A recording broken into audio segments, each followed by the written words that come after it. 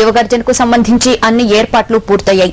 ఈ సభకు ముందుగా పొలిట్ బ్యూరో సమావేశం జరుగుతుంది. ఈ సమావేశంలో వేదికపై రూపొందించే యువ విధానంపై చర్చిస్తారు. దీనికి సంబంధించి మరిన్ని వివరాలు మా ప్రతినిధి పిఎంఆర్ చంద్రశేఖర్ అందిస్తారు. Over to PMR. ఈ టీడీపీ ప్రతిష్టాత్మకంగా నిర్వహిస్తున్న ఈ గుంటూరు యువగర్జనకు సంబంధించి దాదాపు అన్ని ఏర్పాట్లు పూర్తయ్యాయి. ఇవాళ సాయంత్రం యువగర్జన జరుగుతుంటే నిన్న మొన్నటి నుంచే దాదాపు పెద్ద ఎత్తున ప్రజలందరూ తరలి వచ్చి ఇక్కడ ఏర్పాట్లు ఎలా జరుగుతున్నాయనే అనే విషయాలను తెలుసుకోవడంతో పాటు ముందుగా వస్తే బాగుంటుందనే ఉద్దేశంతో చాలా మంది నిన్న రాత్రి వచ్చి ఇక్కడే బస్ చేసి సాయంత్రం జరిగే సభ కోసం ఎదురు చూస్తా ఉన్నారు. పూర్తి స్థాయిలో రాష్ట్ర వ్యాప్తంగా పెద్ద ఎత్తున మోటార్ సైకిల్ ర్యాలీలు పాదయాత్రలు చేసుకుంటూ ఇక్కడికి చేరుకుంటున్నారు. వీళ్ళందరూ వచ్చే సమయంలో అంటే కాంగ్రెస్ ప్రభుత్వానికి వ్యతిరేకంగా ఏదైతే అవినీతి కార్యక్రమాలను పెద్ద ఎత్తున ఫోకస్ చేసుకుంటూ ఎక్కడికక్కడ ప్రచారం నిర్వహించుకుంటూ వాటన్నిటినీ ప్రజల్లోకి చైతన్యం కలిగిస్తూ రావాలని చెప్పి పార్టీ అధిష్టానం ఆదేశించింది. దానికి అనుగుణంగానే పార్టీ కేడర్ గానీ కార్యకర్తలు గానీ పెద్ద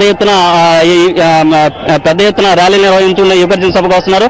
అలాగే మధ్యాహ్నం 11 గంటలకి హైదరాబాద్ లో చంద్రబాబు నాయుడు పార్టీ అధినేత చంద్రబాబు బయలుదేరి ఇక్కడికి చేరుకుంటారు. ఆ తర్వాత పొలిట్ బ్యూరో సమావేశం జరుగుతుంది.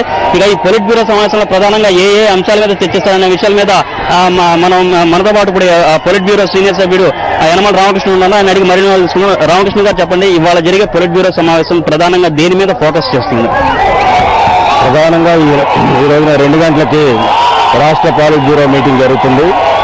రాష్ట్ర పాలిట్ బ్యూరో మీటింగ్లో ప్రధానంగా భవిష్యత్తులో యువతకు కానీ విద్యార్థులకు కానీ ఏ విధమైనటువంటి పాలసీ ఉండాలి, ఎంచేతంటే ఈ రోజు ఉన్నటువంటి యువత రేపు భావి పౌరులుగా తీర్చిదిద్దబడతారు. అదేవిధంగా ఏ విధంగా అయితే వాళ్ళకి కావాల్సినటువంటి అన్ని సౌకర్యాలు సమకూర్చి ఉద్యోగాలు కానీ, ప్రైవేట్ కంపెనీలో ఉద్యోగాలు కానీ, గవర్నమెంట్ ఉద్యోగాలు కానీ ఇవన్నీ చేసిన తర్వాత ఈనాడున్నటువంటి యువతని భాగస్వాములు చేయాలి, ఆర్థిక వ్యవస్థలో భాగస్వాములు చేయాలనేటువంటి ప్రధానమైనటువంటి అంశం.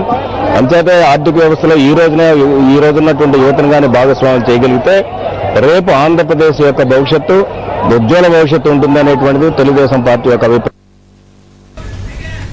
Thank you PMR.